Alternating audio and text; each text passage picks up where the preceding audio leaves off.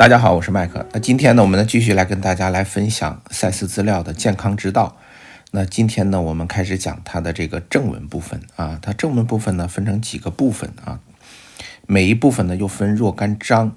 每一章里头呢又分按照日期分成很多时间啊，就没有再单独起名字。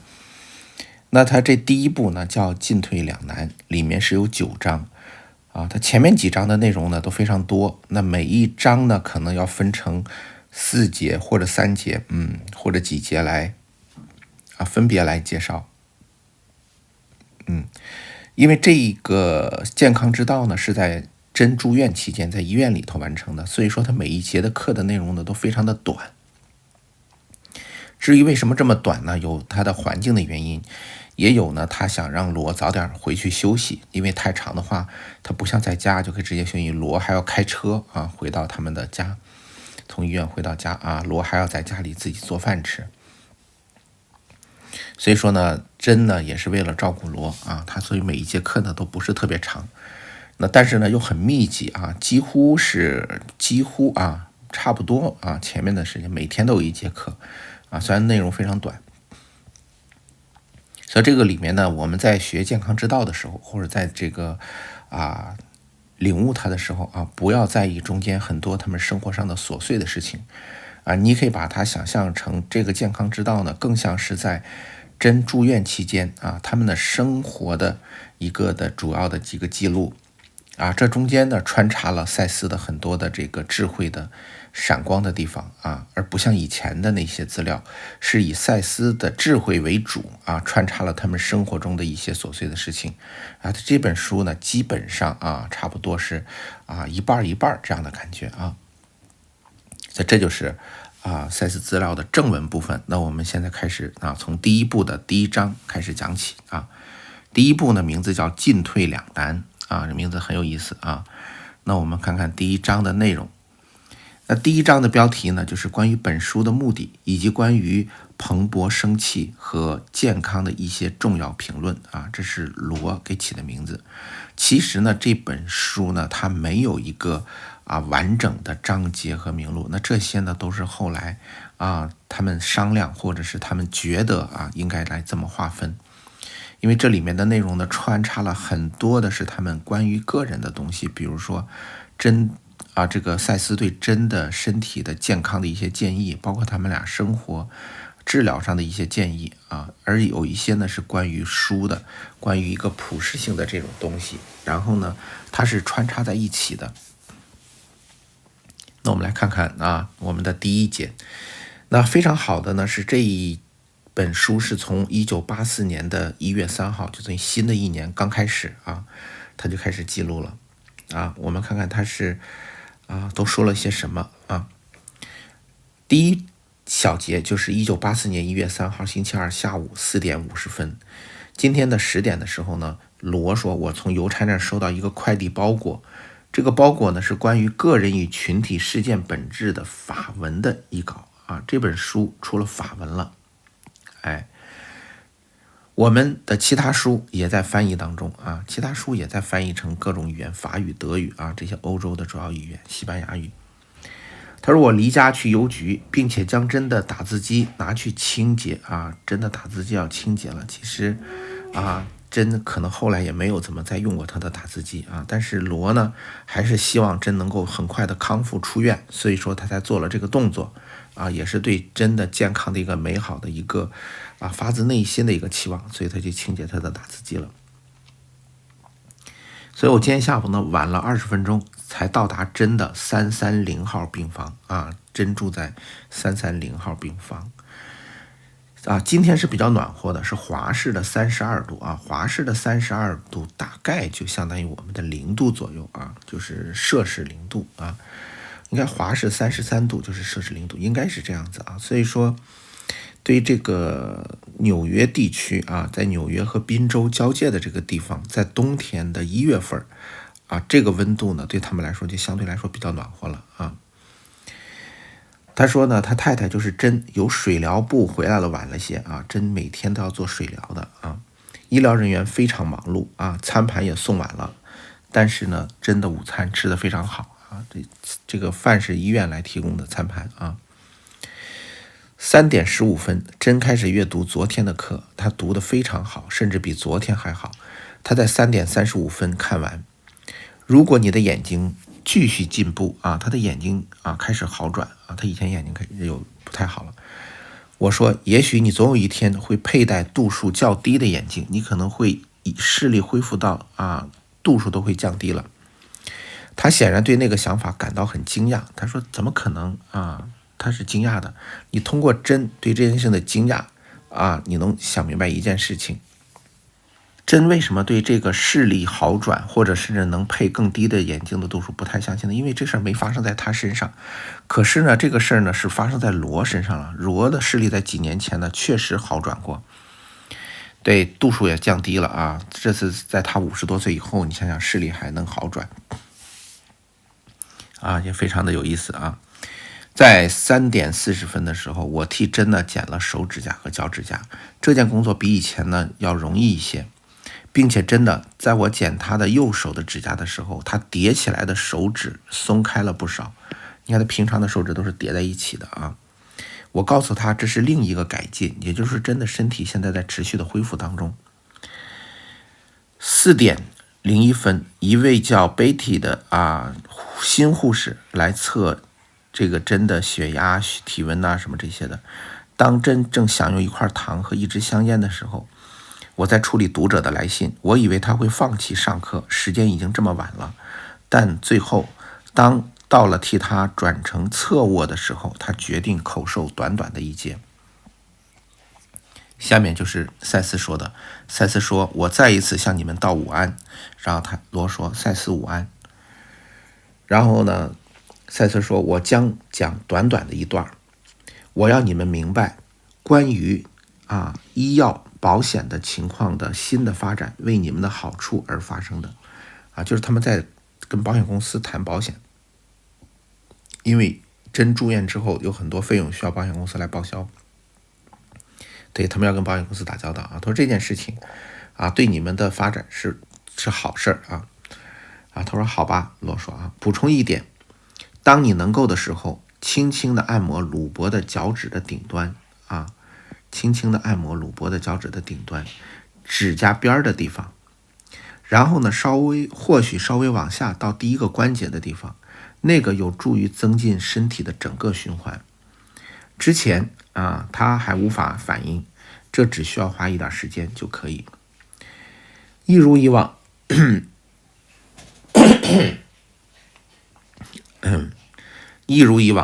课的形式设定他自己的加速的疗愈架构就是这个上课本身这个上课的这个事情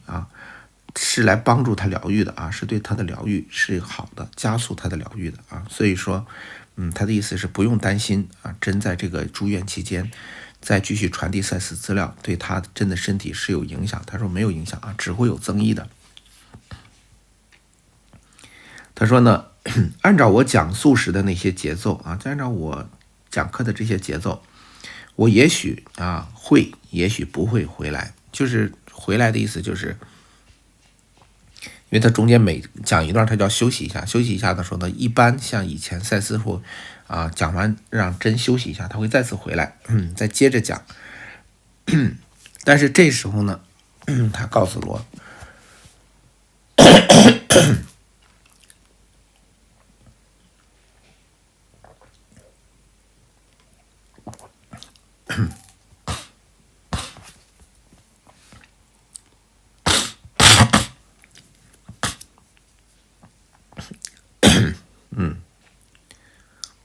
但是这一次呢，他告诉罗，他说我讲课在这个真住院期间的节奏呢，可能跟以前不一样，有可能呢，在讲完一段之后，我可能离开就不再继续讲了今天就结束了。我不会像以前一样明确的告诉你说，那我们今天就讲到这儿就结束了，不往下讲了。他说你不要去想这样，他说可能不会了，因为考虑到第一个是真的身体，第二个是他在医院里可能一会儿要去做水疗一会儿要去做治疗，一会儿要去做检查，一会儿来吃饭，一会儿来送饭，一会儿量血压，一会儿就不停的有打扰的这种事情的发生。在这种情况下啊，是很难持续的、稳定的来这个传递资料的。所以说，赛斯就告诉他啊，这有的时候可能结束了啊，我就不会正式的通知你啊，这个事情就结束了啊，没头没脑的，就他说你要习惯这种节奏的方式，他是跟他打个招呼啊。但是呢啊，要知道，他说你要明白的是，我就在这儿啊，而且你可以接近我。这句话说的如此的温暖和坚定啊。他说我一直都在这儿啊，你随时都可以啊找到我。你如果想啊上课的话，如果你想向我咨询的话，我一直陪在你们身边。对，所以说你看赛斯啊，给了他们最大的支持啊，这种陪伴，一直都在他们身边。他说，如果你想多说一点的话，我们有时间啊。这个罗说这也太短了吧，这两句话啊。然后呢，赛斯停顿了一会儿，他说：“我只想做几个评论啊。如你所知道的，或者曾经怀疑过的，我的确在加入书的口授，按照现况，以我们自己的步调啊，让我们自己的这个步调来加入一些书的内容啊。这个应该相当容易认出来那些部分啊。”都说是的啊，哪些他能分得清楚？因为已经传播了20年了啊，传递了，他能分得清楚哪些是可以用来写书的，哪些是关于这个他们罗和真的生活上的一些个人建议的。而鲁伯将很容易做到这一点啊，他鲁伯也能分清楚。如果任何时候你对知道一个部分何时开始，另一个部分何时结束有困难的话啊。因为这内容是穿插在一起的，既有他们个人的这个内容，也有书的内容啊。赛斯说，如果你搞不清楚的话啊，你可以直接问鲁伯，也就是问鲁真啊，他是知道的。他说没有问题啊。关于书名，你有任何想法吗？或者是你想要考虑一下啊？他说你对这个书有什么想法？有名字吗？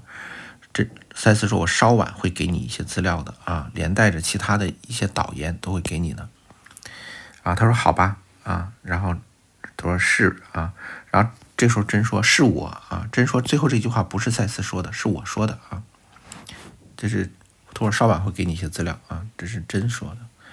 到6点56分，真说出他由赛斯来的最后一句的话的时候，他马上就想到了本书的名，就他这句话刚说完，我晚上我给你资料的时候，他马上就想到了书名就是《健康之道》。他并不是真的从赛斯那儿啊捡到的这个书名，就不是赛斯给他的书名，他就是这样来到了他的脑海里，不知道怎么就来到啊，脑子就这么想的，书名就叫《健康之道》。然后罗告诉真，他说他的声明啊，什么声明？哎，就是关于这个啊书的叫《健康之道》的。他说我也想起来，先前我相当确定赛斯是在做书的口授。之后啊，我有好几次有同样的念头。什么叫同样的念头？他也想到了这个书名应该叫《健康之道》，就是他们俩现在的这种啊直觉和这种心电感应的能力啊，都已经啊比以前强了很多了啊。他们能感受到啊这个赛斯对于这个书的名字的啊这种想法啊。他说在查对之后，我核实了我原先的猜测。他在未知的实相，这已经是很多年前了，好几年前了啊！在未知的实相的第1卷的时候，在这个时候啊，他第一次替健康之道写了一篇大纲。那个时候啊，他就讲我会想写一本书，这本书是关于谈健康的。对，那个时候是1977年的啊，那个77年出版的书啊，那传递资料应该是在75、76年了啊。这个时候呢是1983到84年啊，84年的1月份，所以说你想在7、8年前，对，赛斯就已经构画出了《健康之道》这本书的大纲了啊。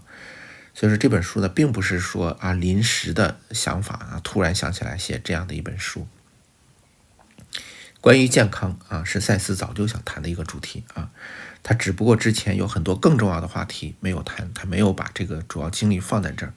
因为还有很多关于啊宇宙的起源啊，这个未知的实相等等这些重要的资料他没有传递出来啊。所以说从赛斯的角度来说呢啊，他也是啊，在他的认知世界里头，健康不是什么问题啊，健康是最容易最简单可以解决的问题。但是在人类的世界里头啊，这可能是人类最难克服的问题。对，关于生和死啊，关于健康，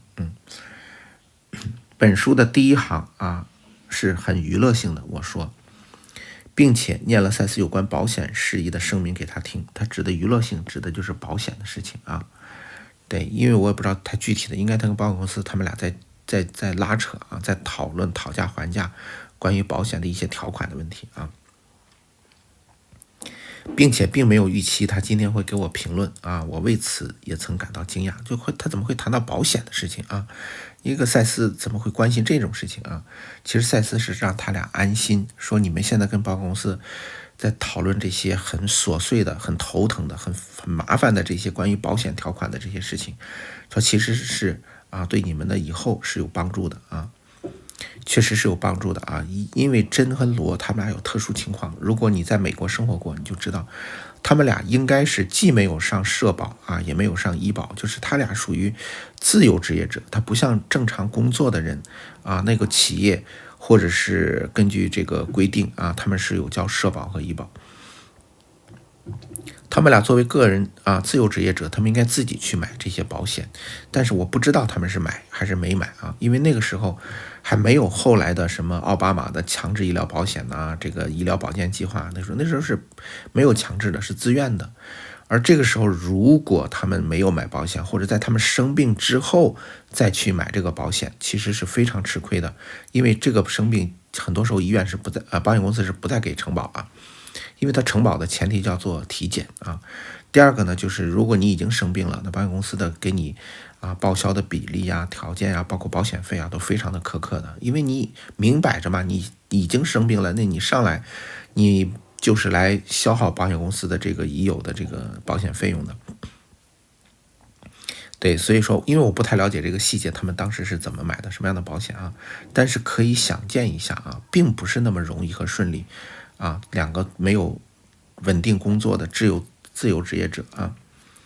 他说然后赛斯就说这件事呢，其实是挺困扰他俩的。如果在美国没有医疗保险啊，就是真的这种病啊，即便是真是一个出版了几十本书的作家啊，那他俩的收入啊，根本不足以支撑他们后续的这个治疗的费用的啊。如果没有保险的话啊。对，那非常可怕的。所以说这件事情呢，可能也是让他俩比较担忧的一件事情。然后赛斯呢，其实是给他俩是定心丸的啊，让他俩不要对这件事情担心啊，没有的，很好的解决的，并且念赛斯有关保险的声明给他听啊。由于没有预期他今天会做评论，我对此也曾感到惊讶啊。他觉得很有意思啊。我一说我将上一节课，那个想法马上就进入我的脑海，真的话啊，我知道他是来自赛斯的，就这个名字啊。在课开始之前，他没有时间跟我提及一个注啊，这个注我们就不讲了啊，这个是讲关于这个叙利亚和美国之间的关系的啊，这是来佐证赛斯说的，从1984年开始。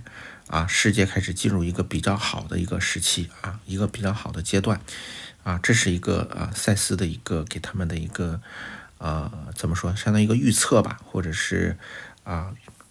对未来的这样的一个见解啊，这个确实事实啊。然后赛斯也说了，许多国家会改变他们自己的盟国啊，以前结盟的变成不结盟了，以前不结盟敌对的变成友好了啊，这个时候确实是这样子的。对，比如说最典型的从这个叙利亚、欧洲这方面，不是从我们熟悉的，从中国的关系、中美之间的关系虽然说从70几年就开始建交，但是真正发生改善的真的是从1983年、84年开始的就是改革开放真正的，虽然7、8年的开始的时候已经开始改革开放了，但是那个力度还是根本就不够的还是在老的基础之上做了有限的幅度的改变没有彻底的转变到市场经济的这个角度上但是如果从那个时代过来的人都能记得1983年是一个重要的分水岭。对，那时候咱们中国的农村第一次实现了联产承包责任制就是小岗村的村民签署了这个土地承包这种协议第一次土地可以归农民自己来耕种了不再是集体所有了。那虽然是一种承包制啊，不是所有制啊，但是性质也发生了根本改变。这个土地上所产出的粮食、农作物啊，都归农民来支配和享有。当然，他们还是要交一定的税啊，交一定的农业税和基本税。到后来啊，我记得是2010年的时候，我记不清了啊。咱们国家又彻底取消了这个农业税啊，农业税也不收了啊，农民就不用再交税了。这个土地承包之后呢，这个上面的所有的产出都归自己所有了。所以说1983年是个核心的啊，83、84这关键转折点。那如果从黄极经世啊，我以前讲过，中国最古老的邵雍啊，关于学易经之后啊，他对这个未来做了预测。邵雍是很多著名的如果你搞易经研究的，就能知道这个人啊，是中国古代最著名的易经的大师啊，但是神一样的存在啊。他曾经写过一本书，就是《黄极经世》，他一直把这个人类的历史从这个远古时期啊，就是这个上古时期啊，一直推算到后世的129600年啊，他都给用推理的方式推演出来了啊。那按照这个黄极经世的推演，那我们呢是在这个60年里头啊，这个最近的这60年，就是从1984年一直到2043年啊，这整整60年啊，它是60年一个循环啊，一个甲子。这60年呢走的都是顶卦啊，都是顶卦，而顶卦的前面几个卦都是非常好的，就从1983年开始，前面这3个10年，这30年啊，一直到2014年啊，这30年都非常好的顶卦啊。如果你熟悉易经的话，去看顶卦的前3爻啊，都非常好。但是从2014年到2023年底啊，这10年的卦是顶卦的第4爻，是不是特别好的啊？表示是顶的一个腿断了，顶翻了，顶里面煮的东西洒出来了，让顶呢很没弄脏了，而且下面等着分享这个美食的人啊，把这个东西淋了他们一身一脸啊，非常的狼狈不堪。就这10年啊，整个社会是狼狈不堪的一个局面啊，不光是中国啊，全世界都是这样子啊。你可以看到这10年啊，美国啊，咱们就简单，美国最典型的例子啊，那像是闹剧一样的啊，这个川普的这个当选，然后后来又败选啊，都在这个期间发生的。那还有我们知道的这个英国脱欧啊，也是在这个期间。你看英国的这个欧洲的老牌国家啊，加入欧盟之后脱离欧盟，然后闹得整个欧洲是很没面子啊，非常的丢脸的。英国自己也很没面子啊，英国的首相也换了又换啊，这个都不长啊，非常的。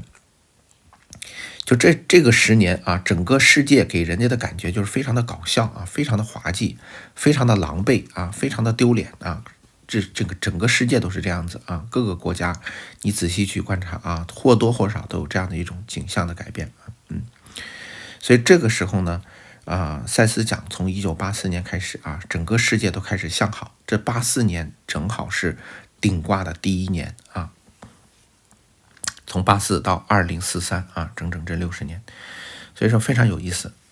那我们就不过多谈了，因为我们在这个惠州的线下课啊，在讲这个也谈到过啊，我们会有专门的主题会谈到啊，但是我们也知道了，这个只是一个背景，一个环境，跟你个人的发展和关系没有特别大。那顺便提一句啊，从2023年开始啊，进入了一个顶卦的最后2爻，第5爻和第6爻啊，这个局面会非常的好转啊。这个顶呢，虽然原来坏了，腿断了，但是后来都修好了啊。然后顶的2个耳朵也坏了，也掉了啊。现在换成了第5爻换成了黄金做的耳朵，原来是铜的嘛，顶是黄铜做的，换成了金耳。到第6爻就换成了玉做的耳朵，那玉又比金更珍贵。我们都知道这种翡翠玉的价钱比这个黄金还要值钱啊。那古代的和氏璧，你看那一块和氏璧就是这样的一个玉就可以价值连城那比黄金要值钱的多。所以说用玉做了顶的耳朵你可以想象这个玉本来就不是那么结实，它能用在铜青铜做的鼎，而且把它融合的非常好，还能做成它的耳啊，鼎的耳，用于固定这个鼎。对，所以说你可以想象这个是意味着那个时候的科技发展啊，就是从2034年开始啊，2033年主要是33年吧，到2043年啊，这10年就是10年以后啊，后面那个以后20年都很好，但是后面的20年科技会达到了一个匪夷所思的突飞猛进的地步而且你想想，这个铜和玉这两个是很难结合在一起的它就不可能结合，而且玉本身的强度和这个都不足以跟金属相媲美的，它是很硬但是它不够韧很脆的，也就意味着在那个时候，除了科技会极大的发展以外也意味着一个政权。国家的政权和政治上也会有很大的融合，就是不同的思想和不同的理念很好的融合在一起。那从2023年今年开始已经就开始融合，从下半年开始就非常明显，你能看到全世界的局面都是不同的意识形态在社会上有非常好的包容和兼容性就你看它为什么这么说呢？因为它用金开始做鼎耳了。黄金和黄铜这俩是两个不同的金属按理说这个鼎应该用同一个金属来做嘛，耳朵坏了那做一个黄铜的或者青铜的给它补上就行了。为什么用金来做呢？就意味着升级了这个鼎的材质，鼎在古代代表着政权，代表着国家代表着天下问鼎天下嘛，我们都知道从周朝开始就是这样，鼎代表着天下，就是天下不再由单一的材质组成了，有了更高级更贵重的金属，就是黄金参与到这个国家的组成里头来了。它由单一的青铜增加了部分，而且增加会让这个鼎的价值也好，美观度也好，这个强度也好韧性也好都得到了很大的提升。所以未来10年是一个不同文化、不同理念融合的一个过程就开始融合了更高的这东西进来了但是到了后面再过10年就10年以后再往后的那个10年，那就发生了本质性的变化，就是不同性质的文化都融合在一起了。因为黄金再怎么说也是金属虽然只是不同的金属，它的本质没改，只是金属的种类而已，还能融合在一起也可以理解。那再过10年以后是连这个玉石就完全不是金属的东西，都可以跟金属融合成一体融在鼎的里头。而玉本身它在古代象征了非常美好、非常高尚、高贵的这样的一种寓意我们都知道美玉在古代意味着什么所以说你可以想象，在那个时候完全以前不能兼容的这些思想和理念，都在这一个国家里面，在天下在这个政治体制里头实现了非常大的接纳度和融合度整个人类文明会进入一个崭新的阶段这就是从鼎卦的这个角度来看的所以说这是1983年正好进入鼎卦的，正好是前面的84年是第一年所以说你可以看到这一年所以我们今天在这里，在我们这鼎卦的这个40年的最后一年就是马上要进入鼎卦的后面20年的最美好的那20年的时候前面如果30年还算美好的话那后面那简直不可同日而语你看一下鼎卦的那个卦辞你就知道了这里我不做太多的介绍有时间你感兴趣可以在谷歌或者百度上搜索黄极经世这4个字黄是皇帝的黄，极是极光的极经是经书的经，世是世界的世你搜索这4个字，然后你后面再打上2023你就能立刻搜到关于黄极经世的关于年代的不同年代的这样的一个解读。好了我们就关于这一小节我们就说这一部分那下一节呢是1984年的1月4号，就第2天他就接着开始讲了到下午的3点54分，星期三在昨天的课里呢，赛斯说关于保险的情况的新发展为你们的好处，是对你们有好处的而发生的就今天早晨我们的律师告诉他他和医院医生和蓝十字啊，就这个 Blue Cross，美国特别大的保险公司啊，蓝十字它下面有很多分的小保险公司，像 Blue Shell 啊这些东西也是它下面的啊。你说怎么不是红十字啊？为什么是蓝十字啊？这十字以前就是蓝的啊，后来我们才把它改成红十字啊。所以说蓝十字是很早很早以前就有的这么一个机构啊，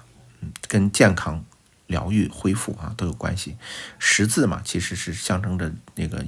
基督教的十字架啊，它是把那个引入进来的。代表了康复和疗愈啊，所以说直到今天我们的很多医疗机构都在用这个十字做标记，但是这个东西是有版权和授权的，所以说你看到最近咱们国内的很多医院它都不是十字了啊，它在十字里头加了很多的那短的那又多了8个方向啊，它就变成8字了啊，不是单纯的十字了。原因就是这个十字啊，这个东西是需要授权的，不是谁都可以用的啊。简单的红十字和蓝十字不是随便能用的啊。所以为了避免呢，我们就做了一些改动。但是这个红十字也好，蓝十字也好，代表着这个医疗医院啊，这个全世界都是公认的东西啊。所以说我们只做了轻微的改动，猛的看上去还是一个大的红十字啊，里面又加了一点点变化啊。这是你仔细观察医院的十字标志就能注意到啊。所以说我就讲到蓝十字啊，是美国非常大的保险公司啊。也就是说，昨天赛斯刚跟他们说，他们跟保险公司的谈判对他们是有好处的。今天律师就告诉他结果啊，他们跟医院、医生和保险公司，他有个律师跟他们谈妥了啊。对结果来说非常非常对他们来说都是非常好的。所以说，就目前来说赛斯都是对的他还打了一个埋伏就目前为止到现在为止，也就是换句话说呢，这里头你可以从这些细节，为什么要给你解读这一点？这些细节你可以看出，罗对赛斯的这些话，他不是完全全信的他只是跟我们一般人是一样的他知道有个赛斯给我们传递这个资料，哇，这里头很多好的智慧的东西。就很多人在问真为什么没有彻底的好转，就是罗和真还有我们现在在听我讲课的大多数人或者绝大部分人都有一个共同的问题和共同的点，就是他把这些资料当成一门课，他把它当成一种知识，他把它当成一种智慧，他没有把它当成生活，他没有把它当成事实，他没有把它当成这个世界的本身就是这样来运行的这个规律。所以说他对赛斯说的话是将信将疑的，他一直在验证过程当中。你看在这里头说到目前为止他说的还都是对的这些小的事情上才能反映出他们底层的核心的信念对赛斯资料的这种认可如果他们很早的时候，在赛斯最开始传递资料的时候，他们对自己的人生就做一个180度的设定，就从今以后既然赛斯说的这些东西都是对的，而且是非常有智慧的，那我们就完全的按照赛斯的这样的说法去生活，至少他对我们生活他不是害我们的，他既不让我们迷信，他把力量交合到我们自己手里。对于这样的一种智慧，我们有什么理由去拒绝它？我真的不明白。让你获得自己的力量，去带着自己的力量感去生活又不是让你去信仰什么东西，迷信别的什么东西，只让你信你自己这件事情，你有什么样的损失和风险？在这样没有任何损失和风险的前提下，你为什么不去做一个180度的扭转，就完全的切换到赛斯所描绘的这样的生活当中去？你什么时候切换到那种状态下，你的生活就会发生翻天覆地的变化。如果你还在像以前的过着以前的生活，沿循着以前的习惯和认知，把赛斯的资料当成你生活的一个补充或者是有益的工具，那你对赛斯资料的使用效率是非常低的没有什么太大的变化只会聊以慰藉让你在痛苦的时候觉得舒服一些，在你在难受的时候可以得到一些心灵的安慰。但是对你的生活的改变是微乎其微的，因为你对它是将信将疑的。这里头我们可以看到罗和真对他俩的变化一样的真更是明显罗这里也是一样的就通过这些小的不经意的这些话，我们才能看出来你要是问他正事的时候，那罗和真都会说，那我们都相信赛斯我们认为他说的都是对的，我们会按照他的方式来生活这只是他们说，但是他们做的时候他们不是这么做的你可以看到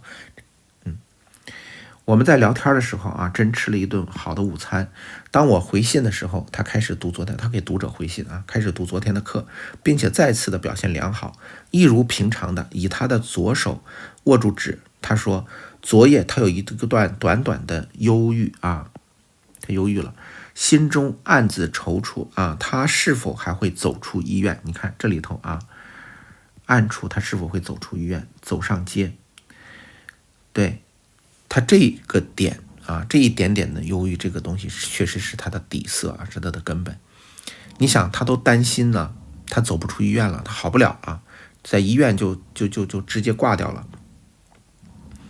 对，所以说你可以看到啊，这个真也是一样啊。对于赛斯怎么跟他强调说，你看你的眼睛也在恢复，你的身体也在恢复，你所有的机能都在走向正向的恢复的过程当中，但是赛斯怎么说都没有用，真还是认为他可能出不了这个医院了啊，就可能在医院就直接就搁这儿了啊，走不了了。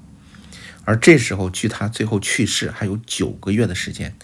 啊，他是9月5号啊才真正离开这个世界，而在8月30号这一天，在他去世的前7天啊，整整1周前，他还在传递赛斯资料。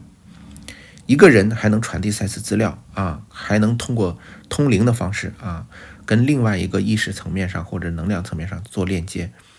还有气力讲话，还有气力说的话，他的病必然不会严重到啊立刻就要死去的地步。而事实恰恰相反，在那个时候，在他真正去世前10天，他的身体都发生了非常好的向好的这种转变啊，但是仍然无法扭转他底层的信念。这个时候他已经露出了一些苗头了。他说，我担心我可能走不出这个医院了。我们经常会说叫一语成谶啊，他最后真的没有走出这个医院，他就在这个医院里就离开了这个世界啊。当然此时的他当然还不知道啊，此时的这里头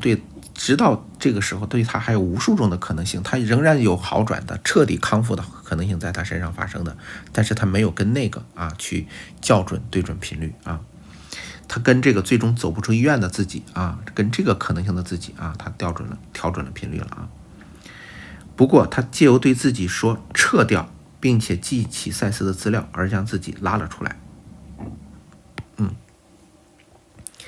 真还是在关键时候想起了赛斯资料，说不行啊，我不能有这种负面的想法，我必须得把它撤掉。他跟自己说撤掉这个想法啊，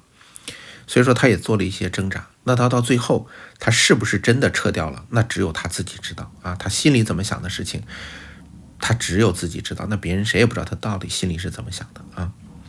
所以这会儿呢跟罗在分享啊，他也想到赛斯书里的有一章名字就叫食物和你啊，赛斯讲过这个内容啊。然后他发现自己的忧虑会在书中说错什么东西而误导了人们啊，误导什么？就是人们有些老习惯他是担心给他们更多的信号，他担心自己的赛斯资料会误导这些读者啊，包括食物和你这个章节的内容啊。他说万一误导了别人怎么办呢？啊，这是他担心的啊。所以说你可以想象，他一边传递赛斯资料，他一边对自己传递的资料啊是否会误导大家，他心里怀着深深的焦虑啊。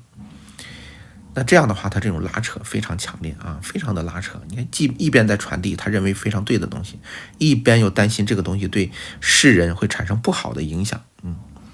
但是他说，我告诉自己要信任自己。你看，他说我告诉自己要信任自己和赛斯，而我说这是罗说去他的就是骂脏话啊。对，他就是罗说去他的吧就别想这些，就是别想对别人有什么影响了。他去他的是这个意思啊，你自己先管好自己吧别管别人的事情了然后呢，真说我要相信自己和相信赛斯，这是他确实应该采取的信念。但是他这样说的意思，证明他是不相信自己，也不相信赛斯的。这句话的反面，是不是表明他曾经或者是现在还是不相信自己和不相信赛斯？所以他才告诉自己要相信自己，要相信赛斯。所以这才是他最后病逝的一个主要的原因你看到，我告诉自己我要相信自己我要信任自己和赛斯。潜台词就是他曾经或者现在还不是完全信任。然后罗说你一定要如此啊，就你一定要信任呐。我说我们再也无法做别的了，将信任两字铭刻在心吧。罗这时候真的是苦口婆心，但是这个时候你可以看到他们的想法和心态是什么，是没有任何办法才去相信赛斯和真，但凡有一点办法他都还有别的招啊，他都不完全相信赛斯。你看这句话他说的十分的悲壮啊，他说你除了相信赛斯，你现在还有别的办法吗？没有别的办法了，你现在已经住在医院里头，医生已经给你最好的治疗了，可是你还是这样。你想真正康复，走出医院，走上街头啊，过正常的生活，你只有相信赛斯，相信自己。这是罗跟他说的。但是这句话你看起来说起来是很正面，但是这句话你可以能感觉到他是很悲壮的，很无能为力的，很认天啊，很认命的这种没有办法啊，你只能信了，没有别的招都使完了啊。所以说我也看到了很多来找我啊，来自己身体有问题需要疗愈的，通过希望学习赛斯资料得到身体改变的人，还有一些是彻底的好转了啊，那就我们这些来分享的案例大家都能看到，但是也有很多没有好转的案例，这个你是看不到的，我也不会去分享给大家，这些人也不会出来再分享了啊。他可能呢有的已经离世了啊，有的呢可能已经不相信赛斯资料能解决他的问题，他已经不再学习赛斯资料了，离开了我们这个群体了，因为他觉得没有用嘛。但是作为我来说，我其实看的是非常的清楚和明白的，但是我还是尊重他们自身的选择，我不会加以更多的苦口婆心的劝他们呀，苦口婆心的说他们呀，说哎呀你应该好好，这个东西真的能改变你吧？我不会的啊，我从来不会多说一句话。如果你有这个缘分，你能学习赛斯资料，那你就接着去学啊，我们有大量的资料，有足够你学几年的时间的资料，让你好好的去学，让你发生根本性的改变。而且有很多不光是我，还有很多的像许天胜许医师在台湾，还有很多其他的身心灵疗愈的这种成功的案例可以让你学习。比如说那个死过一次才学会爱的这个安妮塔他们的这个分享虽然跟赛斯没有关系，但是里面阐述的这些道理都是相通的，包括我在解读的从道德经包括这个性自命出，性命归止中国传统的文化，包括庄子等等，都是在阐述同样的道理。但是问题的点就是这些没有好的人，或者没有把自己疗愈好的人的一个主要的点，就是他来学习这些资料的同时这个前提是他没有别的办法了，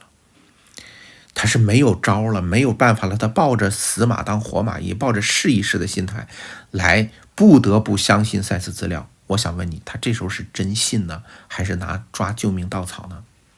他在抓救命稻草，他不是真的信，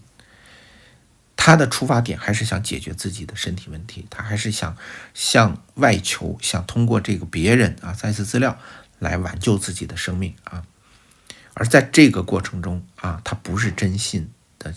前提下，效果就不好，就像真的效果是最后一样的。你通过这段话也能看到真不信呢，他不是完全的相信呢，所以说他才会说这句话所以说我们就这种小的事情，生活中的琐碎的事情才能反映出他们真实的想法。所以大伙儿一定要记住如果你想真正的，我们今天讲健康嘛，健康指导讲，如果你想真正的好，你只有真正的发自内心的信任而不是像他们一样最后到没有办法的时候才去信任。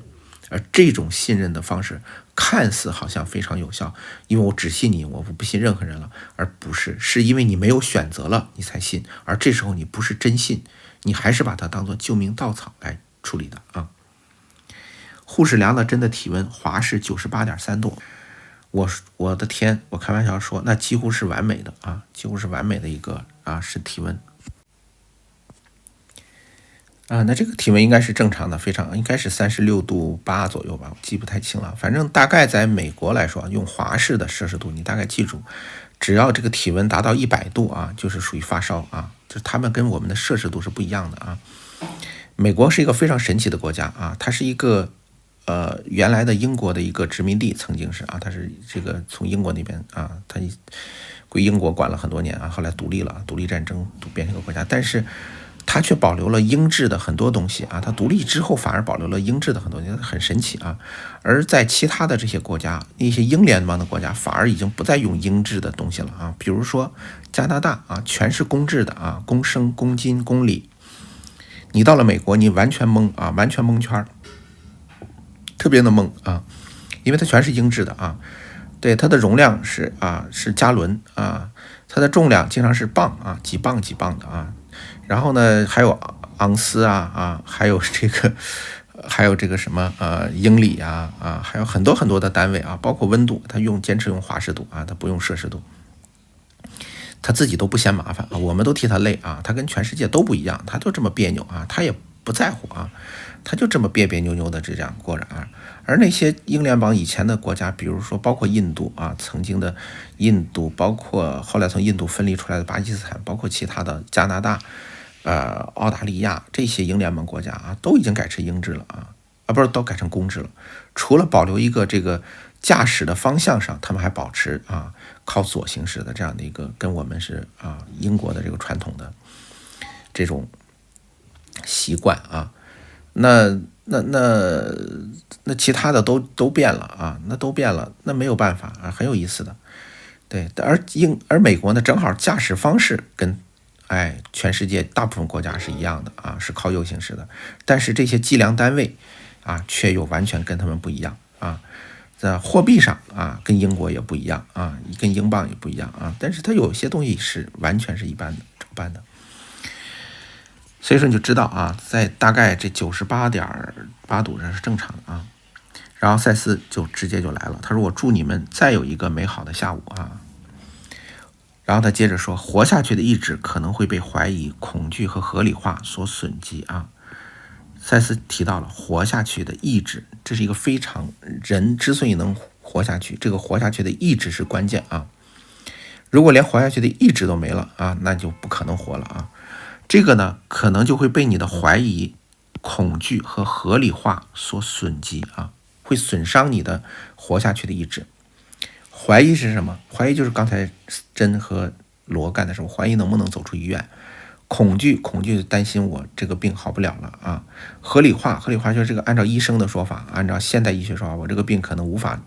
彻底好转了啊。这三个东西会损害你活下去的意志啊，最终导致你最后病重死亡的根本原因啊。所以说记住，这三个东西都不要有啊。举例来说，有些人明明想要活下去啊，意志虽然有的，当然是有的啊。你说有些生病的妈妈，她难道不想活下去陪她的孩子长大吗？有些年轻的很早的就生病的10几岁的或者更小的孩子，他难道不想活下去吗？他们想活下去啊。除了他命运的安排啊，他自己的选择这个以外，另外一个原因就是他活下去的意志被损失了啊，被损伤了。虽然同时他们又试图躲开生命啊，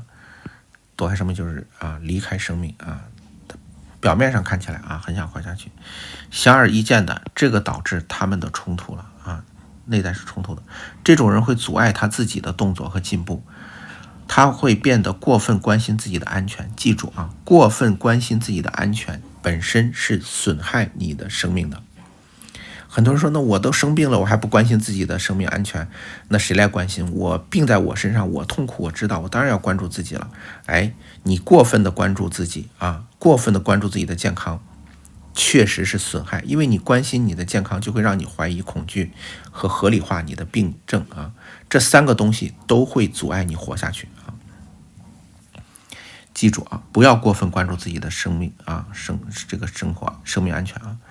如果我的任意一个读者有这种感觉，他甚至可能对自己隐藏这些感受啊。他说，如果你作为一个读者，你有这种感觉什么感觉？就是上面说的对自己的事情，对自己的病过于的关注了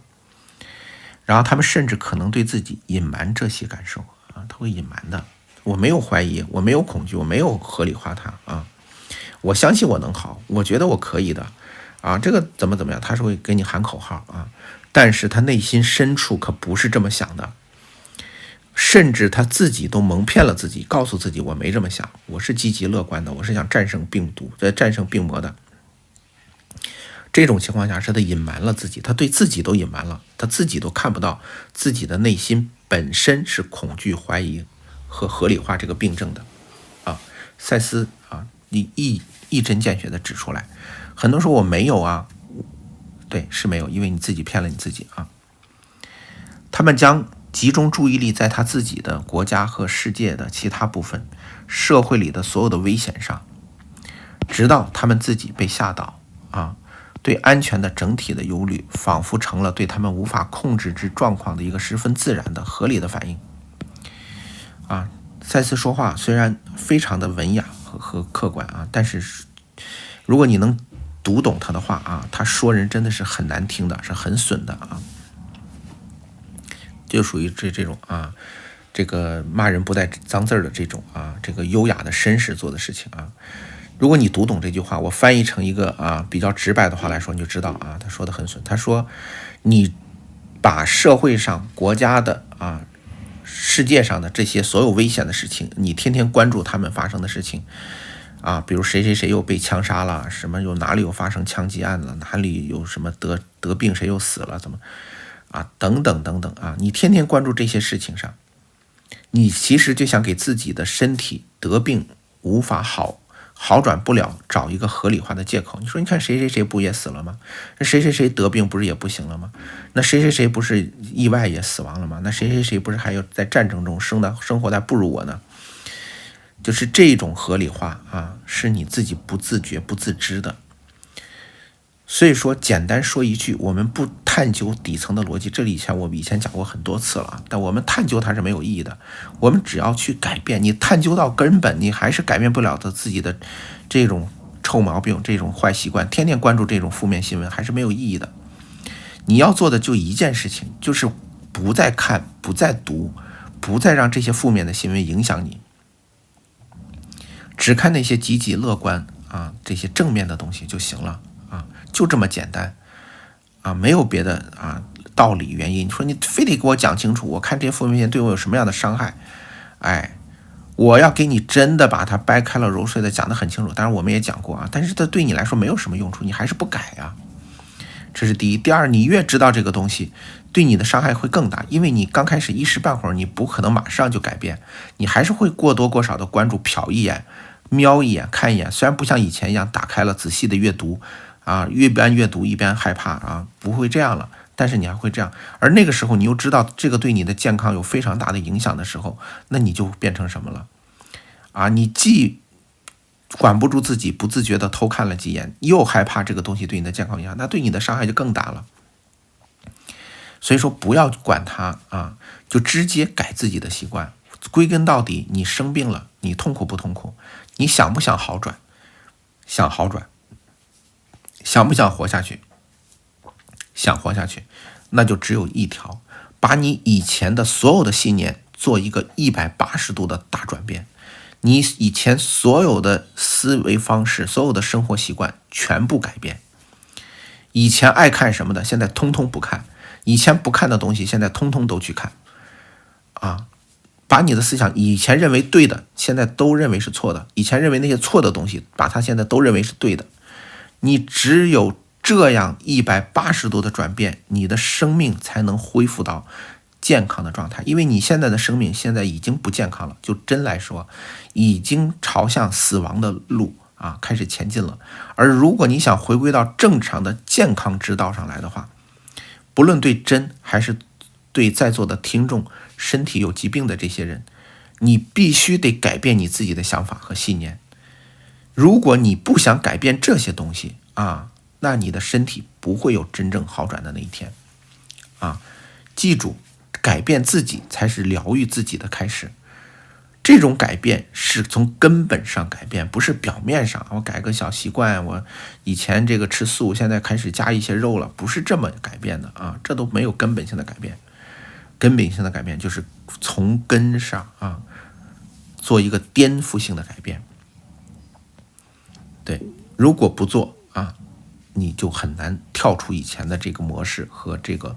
惯性的生活方式里头去啊，你身体的状况不可能根本好转的啊。虽然现在的医学已经非常发达，会让你的症状得到了缓解，甚至可以让你的疾病暂时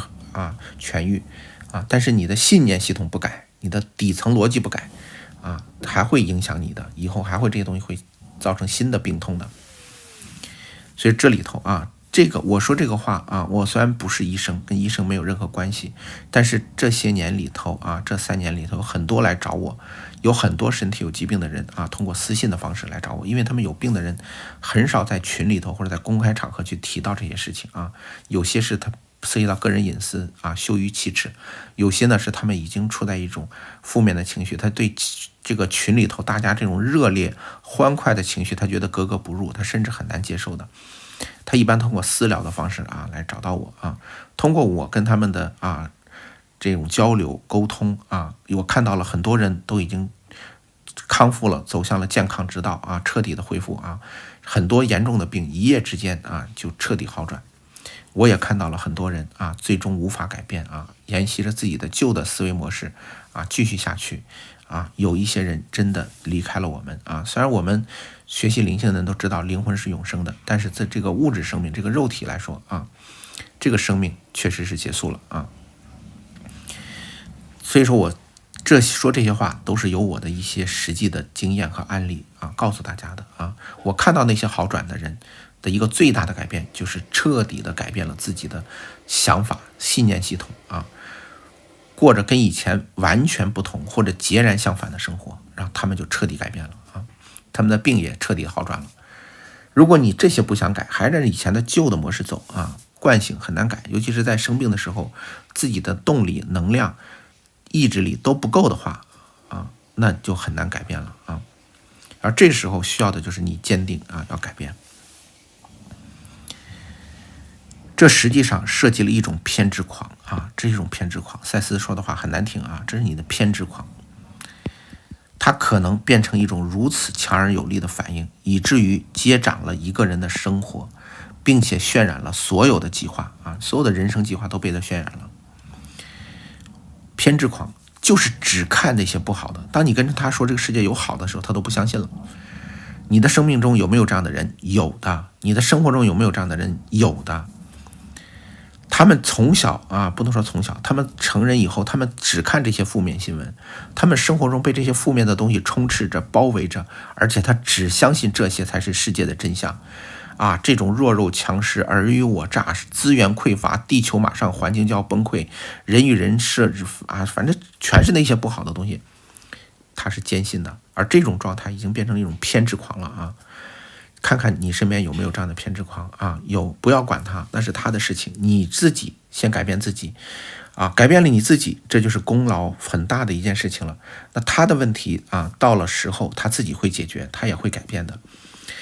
不要跟他去争执辩论作为一个偏执狂来说，你是辩论不过他的，你也改变不了他，你也说服不了他如果你不知道的话，你可以尝试着跟一个偏执狂去辩论一下试试你会很快的就会非常的扫兴的就回来了你会发现你真的无能为力不是我们不作为是你只能尊重他们如其所示的样子但是我们今天的这些事情还是非常有意义的，因为这里头有一部分人是能听懂或者是能理解我们说的这句话，他会陡然间看见自己多么的偏执和这种狭隘，只停留在以前的那样的一个认知里头对社会持一种世界社会持一种负面的悲观的情绪而这样的一种情绪会渲染他整个的生活，他整个的生活都不是快乐的喜悦的，只会有暂时的快乐，但是从整个基调来说都是灰色的忧郁的阴暗的灰蒙蒙的而这些摆脱了这些的人，他生活是鲜亮的鲜活的充满生机勃勃的这是赛斯想告诉我们的。如果这个发生在任何的读者身上，你可以在种种不同的局面中认出自己来你可能是个生存主义者设立好仓库和给养，以备好盒子灾难之用。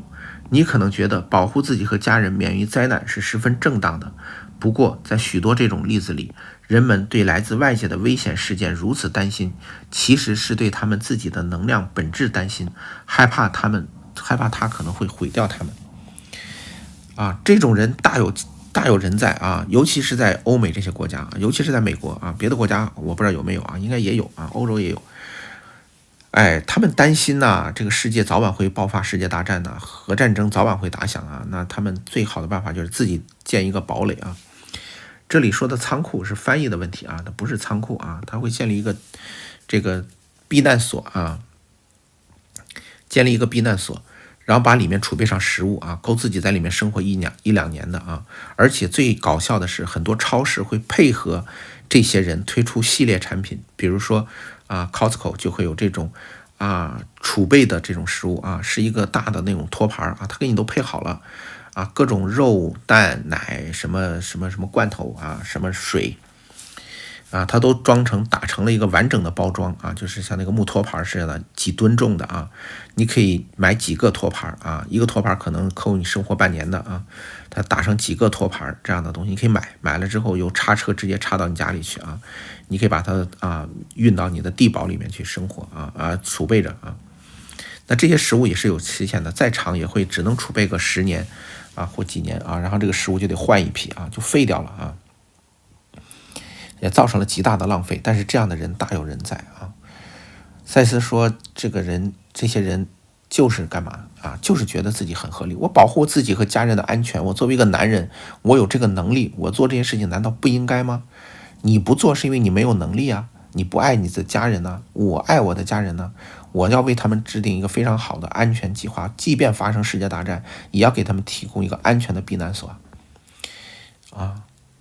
非常有意思非常搞笑的这种人到处都有的，你可以看到很多很多的基本上男性女性都有，男性偏多一些男性的这时候的保护欲这种就完全的膨胀出来了。可这个想法说的直白一点的话，特别的幼稚，只有小孩子才会这么想这是他儿童时候的一种想法，他把它拓展开他可能在童子军的时候就有这么个想法然后只是他无法实现，那时候没有经济实力，也没有这个决定权。等他成家以后30-40岁了，他有这个能力了他要把这个东西变成现实但这个想法本身的是非常幼稚和可笑的对，而且它会影响到他的生活一个人天天担心着世界末日这跟古代的那个杞人忧天有什么本质的区别你所有的生活都为了准备这次世界毁灭核大战那有什么意思而且它会导致你的生活活在这样的一种状态下，即便没有发生世界大战，你的生活跟发生世界大战的效果是一样的为什么？因为别人都快快乐乐的生活，就你天天忧心忡忡的，不高兴不快乐底层的不高兴不快乐，还不是表层的，很难改变的对，这样的人十分的抑郁和忧郁的忧郁不能叫抑郁，十分的忧郁换而言之他们不相信自己生命的能量，他不相信自己，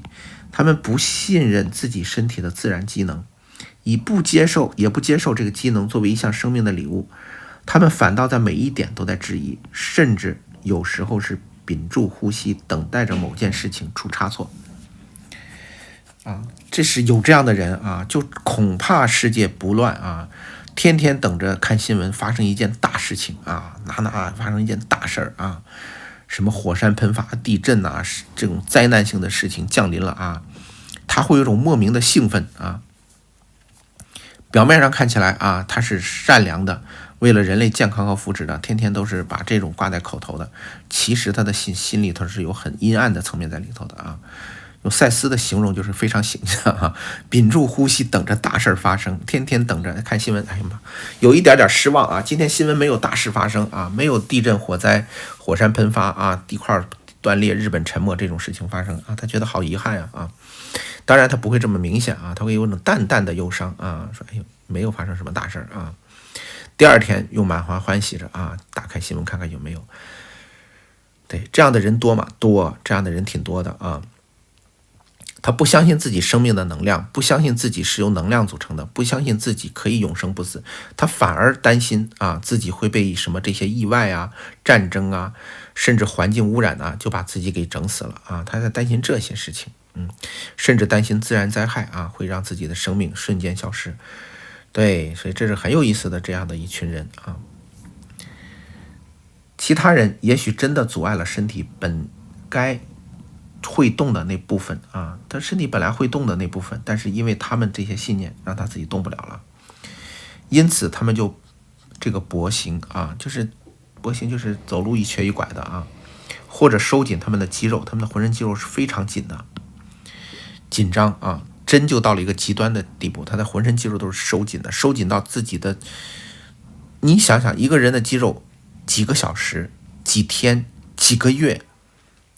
甚至几年都在绷紧的状态，你觉得他身体会怎样？如果你不能理解这些人，那你就试着让你的整个手啊，我现在听我的这个指挥啊，让你的手绷紧啊，非常有力的绷紧，这样保持住，你能保持多久？啊，我敢打赌，你连5分钟都坚持不住啊！你可以试一下啊，整个手用尽你的全力，让整个手的肌肉都绷紧啊，一动不动的绷紧它。你看看，你可以试试，你能绷紧到多久啊？看我讲到这一页讲完，你手是不是还能维持在绷紧的状态啊？但是在有些生活中的有些人的身上的某些肌肉群就这样长年累月的绷紧，你说他不得病，谁得病？你说他不把自己搞死，谁把他能搞死？你的肌肉为什么要绷紧？问问不需要绷紧，你为什么要绷紧？人在什么时候肌肉才会绷紧？在巨大的危险和恐惧下头的人自然而然会绷紧。可是明明没有这些危险，没有这些恐惧，你非要把他们拉到你的生活里头啊，自己吓唬自己。可能你觉得只是一种情感上的一种担心和焦虑，没有问题。其实你不知道的是，它对你身体有深层次的伤害啊。它会让你不能放松啊，身体的某些肌肉是不能放松，有些你是能感觉到，长期会腰酸背痛啊，某些肌肉啊，某些关节啊，身体的某些部位会僵直啊，或者是会痉挛啊，甚至肌肉，我们做按摩的时候，医生会说，你这里都这个肌肉都聚在一起啊，都打不开了。你想想，长年累月的你的肌肉都像我刚才说的手绷紧的状态，你的身体会怎样？这想都不用想。这个肌肉这个东西就彻底就废掉了啊，就不会放松了。肌肉是什么？肌肉是松和紧啊，相互松弛有道啊，一会儿松一会儿弛，大部分时间是松啊，需要的时候才会紧。你这不管需要不需要都保持紧张啊，你想想，或者以别的方式妨碍他的身体。赛斯说的这段话就是说给真听的啊，说的就是真的症状啊，以至于结果是什么？对动作需要有一个谨慎迟疑的接近的方式。有些人可能甚至会给自己招来严重的意外，在其中他们牺牲了他们部分身体，以维持住一种他这块被护士打断了啊，维持住一种什么假的安全感啊？我把这段话引过来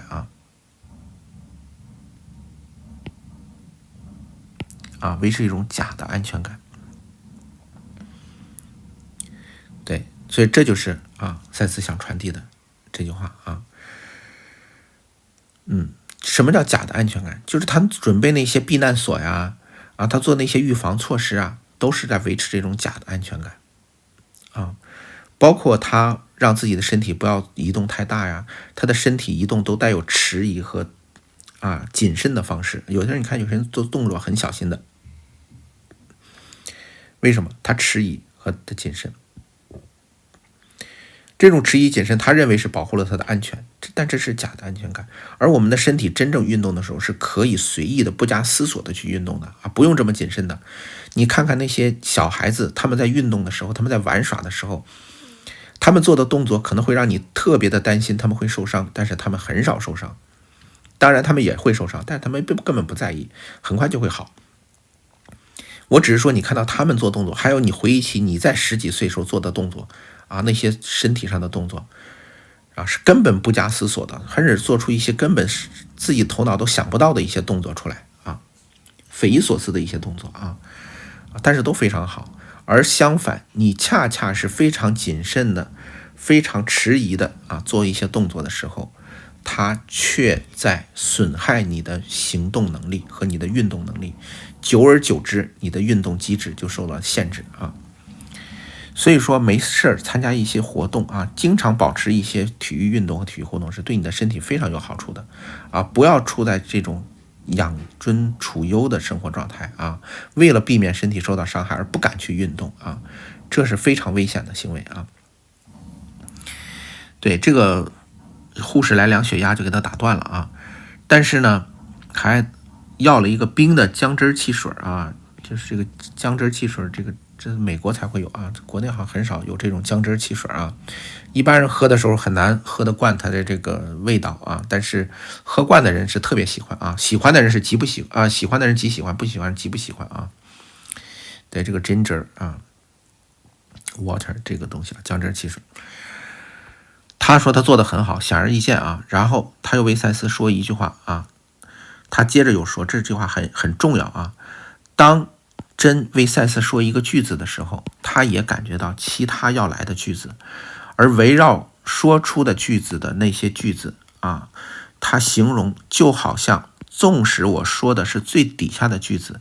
就像一幢房子最底下的一块基石一块碑一样，基石一样，我也知道在房子顶端的那些建筑是什么啊。真说，当我讲一句赛斯，当我传递一次赛斯的话的时候，他来的不是一句话，他来的是一组，是一堆啊，是一群啊，或者是一个矩阵。他说，虽然我描述的只是其中一句话，但是他来的是一群话啊，一堆话，就好像我在给你描述这个房子的底座啊是由什么样的石材组成的，它的纹路、纹理、大小，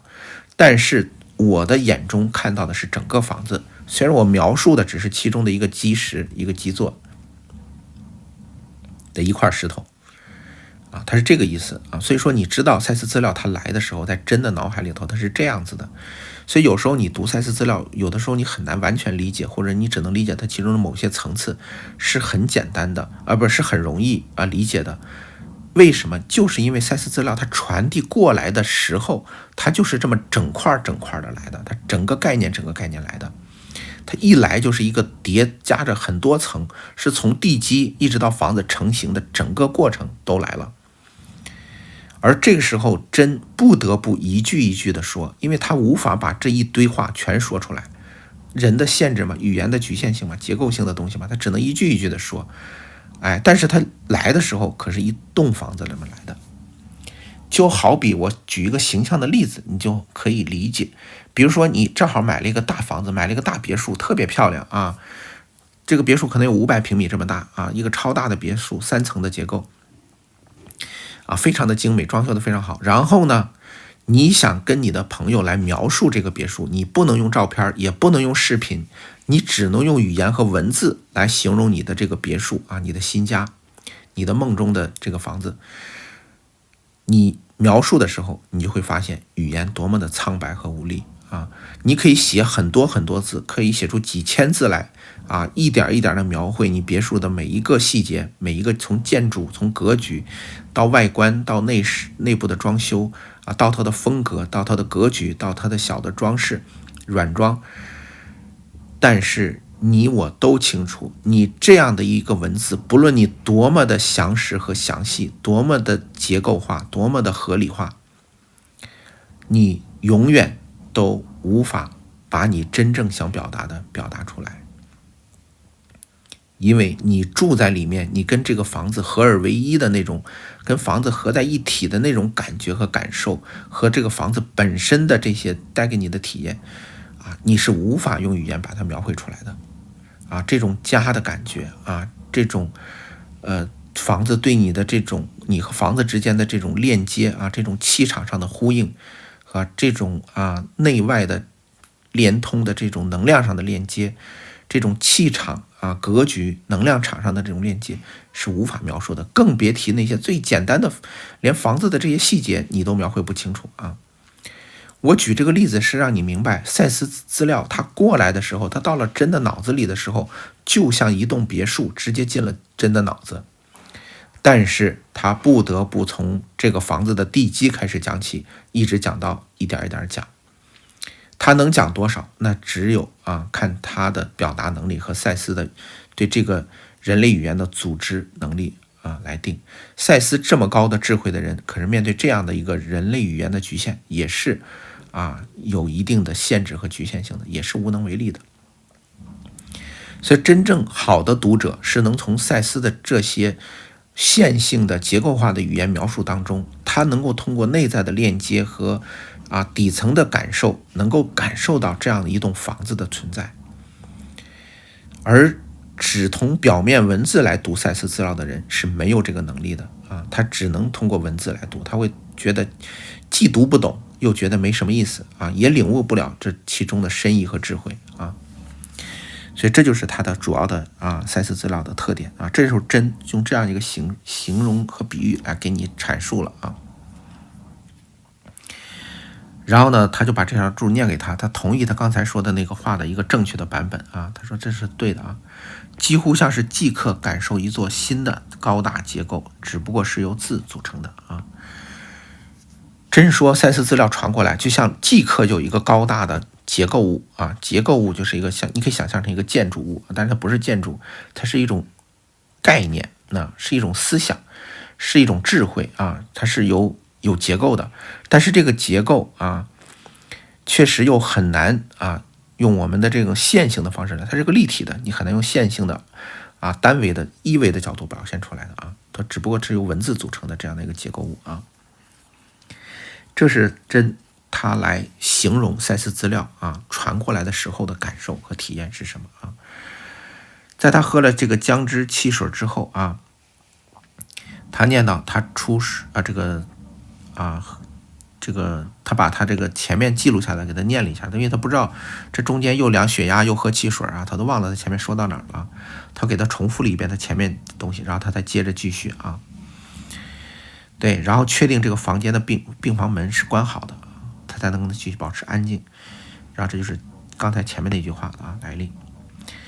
这些相当自欺的感觉，并非深深的隐藏在潜意识里。他说这种自欺相当自欺它并不是深深的隐藏在潜意识里头，像你们可能假设的那样，在大多数的例子里，他们反倒包含于某一个时间点，在相当表面的层次上做的十分有意识的决定。赛斯说，这种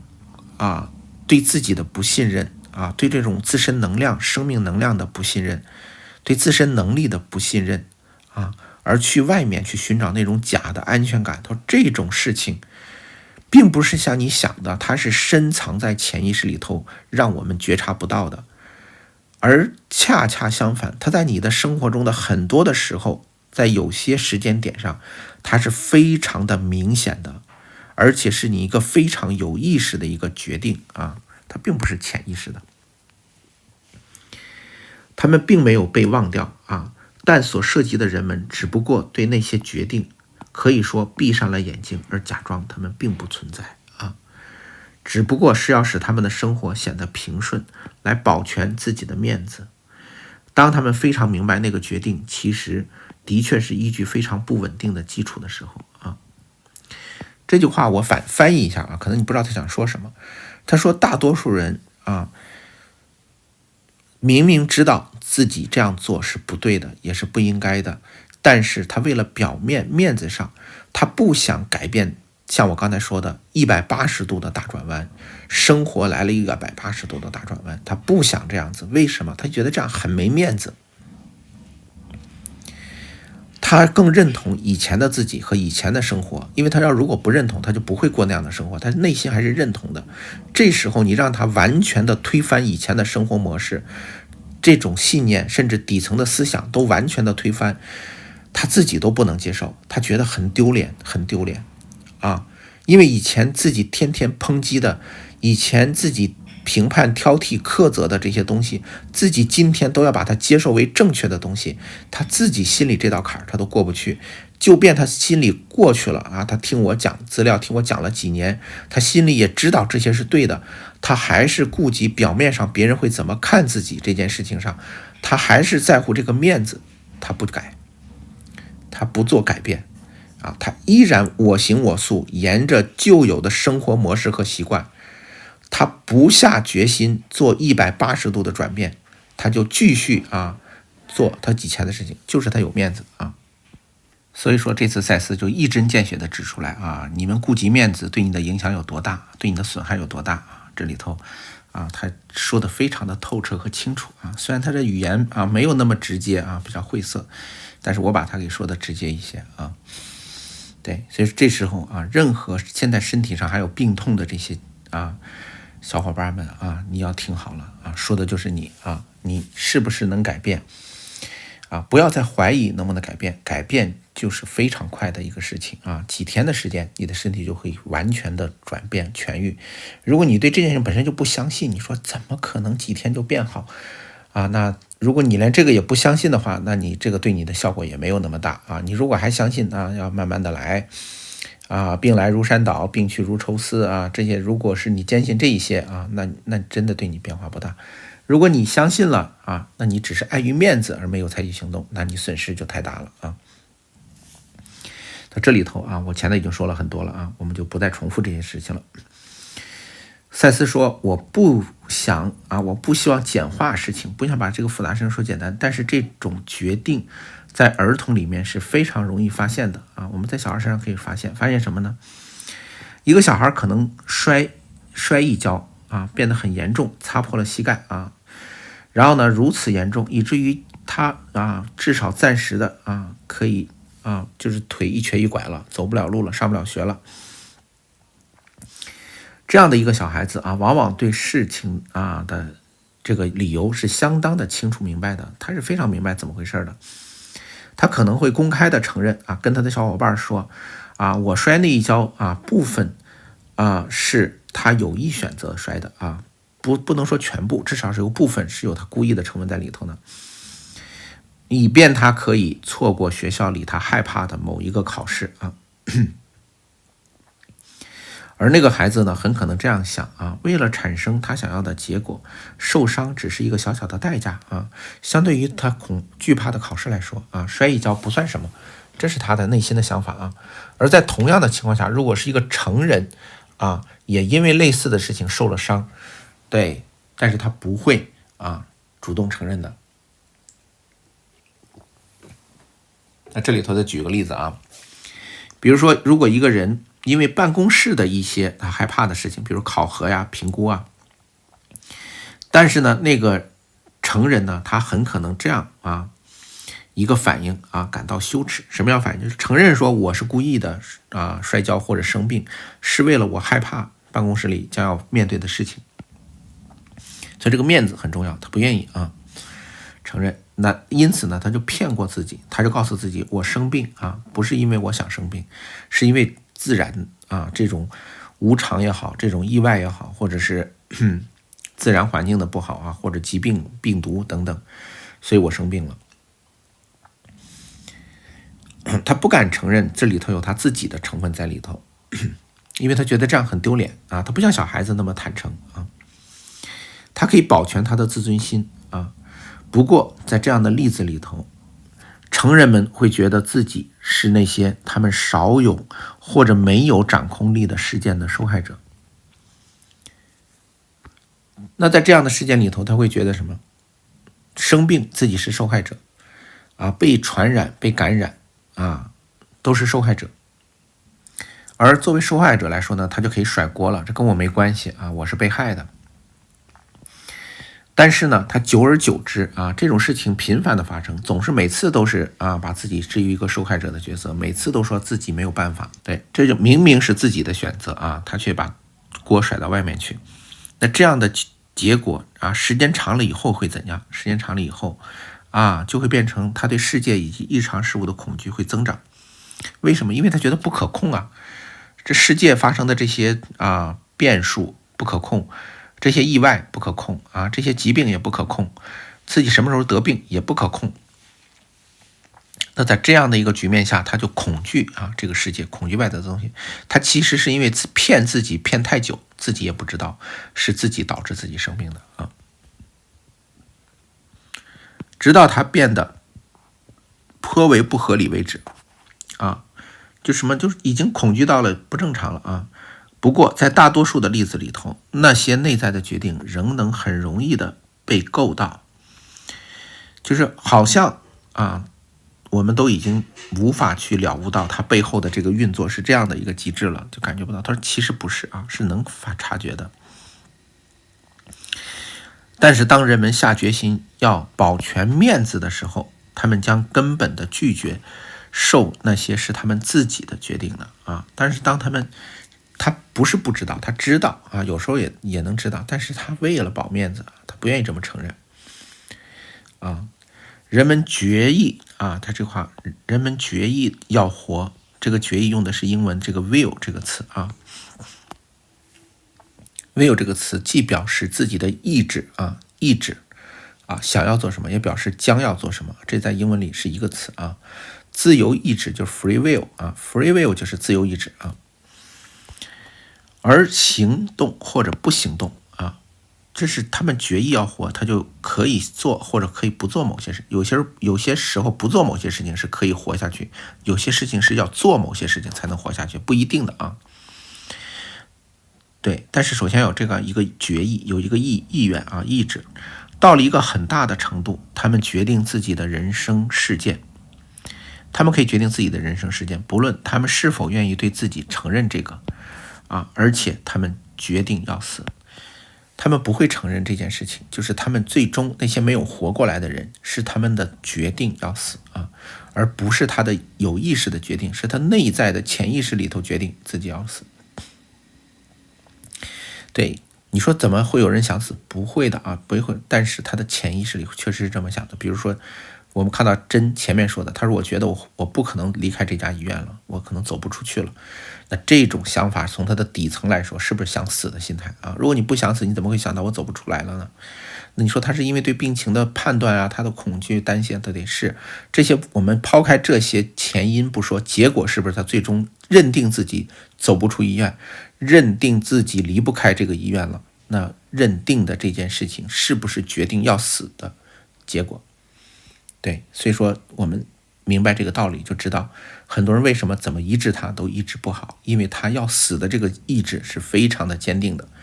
啊，不是他的嘴上说的或者他的头脑里想的，他肯定没有人想死的，但是他背后的那些底层的要死的决定啊是非常的坚定，他才会死的。所以这里面啊，赛斯用了这个will 来说的。然后赛斯经常会说有评论啊，这在这本书里会是非常常见的。赛斯经常会，因为这个书的内容非常少，每一节都非常短，所以说有些核心的观点，它不能像以前几本书里有大量的时间给它展开铺陈来讲，他经常会把一些结论性的东西直接以评论的方式来说出来，他就是评论，就是他的一个结论啊。他说当然，所有这些都适用于鲁伯的情况啊，对鲁伯来说都适用的。前面讲的。的确，至少有一次，他决意要自己无法动弹。他说至少有一次，别的他不敢说。他说至少他逮住过鲁伯有一次，就是自己不想动弹，才导致他今天的身体的局面啊。他愿意牺牲牺牲什么？牺牲某种动作，以便安全的利用别样的心理动作啊。这是赛斯通过他的心电感应感知到的啊。他说我宁愿牺牲某些身体上的动作来获取一些其他的心理上的动作，这是真的内心的小九九，他内心的一些想法，但是这个想法别人是不知道的，但是赛斯恰恰能够洞察人心，赛斯能够了解他就是这么想的啊。他做了一个交换，他说我用我身体上的行动的不行动能换取一个我心理上的一个更大的行动力，这是他内心的一个决定，记住这是一个决定。因为他害怕自己自动自发的天性，或者他自发性的自己，这个是根源啊。他为什么会这样？就是他害怕自动自发的自己，害怕他自己的自发性太强了，才导致这样的一个局面啊。鲁伯怕他会按照自己的理由去行动，怕他是谁？就是那个自发性的自己，他指的是那种自动自发的自己。我们平常现代人都知道，自动自发是好的事情，我们希望自己有这种自发性、自动性。可是鲁伯害怕这种自动自发性，他的这种害怕导致他的身体上的行动受限啊。那可能不是鲁伯自己的啊，他觉得这个自动自发性不是他自己的，或者他认为那些不是他自己的。现在他开始了解啊，了解什么呢？了解他的能量是他生命的礼物啊，是被表达的，而非意志的。而且每次了解自发性知道他自己的秩序啊，说真现在明白了，这种自发性这种自身的能量是好的，而且是他需要被表达的，而且他知道自己应该怎么做事情，先干什么后干什么，他不会闯祸，他不会出乱子的。这个是鲁伯一直担心的，鲁伯担心他是不是会出事啊？是不是我不管他这种自发性乱动啊、乱想乱说啊这种东西，是不是会啊捅出很多篓子来啊？但现在发现其实不是的啊，自发性知道他自己的秩序，他该干什么啊？他说他刚刚告诉你，就是鲁伯告诉你，当他开始为我说话的时候，他感受到了字句的一整个的高大的结构，就前面说的那段啊，一个整个的概念像一个高层建筑一样，整体的就过来了。这些高层建筑是由语言和文字组成的，虽然真只能一句一句的去从最底层开始说起，但是它来的时候是整体就来的，而他毫不犹豫的啊，让那个结果啊，或者确切的说，就他行动和走路的能力而言也是一样的啊，就是他让那个结构慢慢的成型啊。他说这种能力是什么？就跟他现在能让自己的身体走路的能力是一样的。他可以让一个概念，一个抽象的或者是一个非常庞大的概念，一整个的过来的概念，他可以一句一句的把它结构出来，一句一句的把它展开。说鲁伯有这样的一个能力，那他就同样有能力让自己的身体走路，重新下地，重新运动起来，这样的能力是一样的啊。他接下来告诉他啊，他越信任他的能量，就是他的能量的作用，他能够把一个概念通过语句来表示清楚，那他也能让自己的身体走路。他的自发性使便越形成其基本身体的美好的秩序啊。他的自发性不仅能够把赛斯的概念变成一句一句的结构性的语言，他也能让他的身体形成一个美好的秩序。结果就是行走的自发性的身体的艺术啊。他说这是一种身体的艺术，是自发性造成的啊。而他的确相当有进展，说这件事做得非常好，那个变化已经在他头脑中开始出现了，他头脑中已经有了这种自发性的这种形象和概念了，而他们将在身体上表现出来啊，他们会在身体上表现出来的非常好的这种效果啊。对，在你们的语言里头啊，在你们的英文里头，决定啊，就是这个 will 这个字也是设指未来啊，在将来 will 也指未来的意思，就是 I will do something, you will do 啊。这个 will 就是既表示将来要发生的事情，也表示一个意愿和意志。他说它将发生啊，在这样的语句里经常会用 will， 并且它也指心智做决定的特质，这个不是一种巧合。他说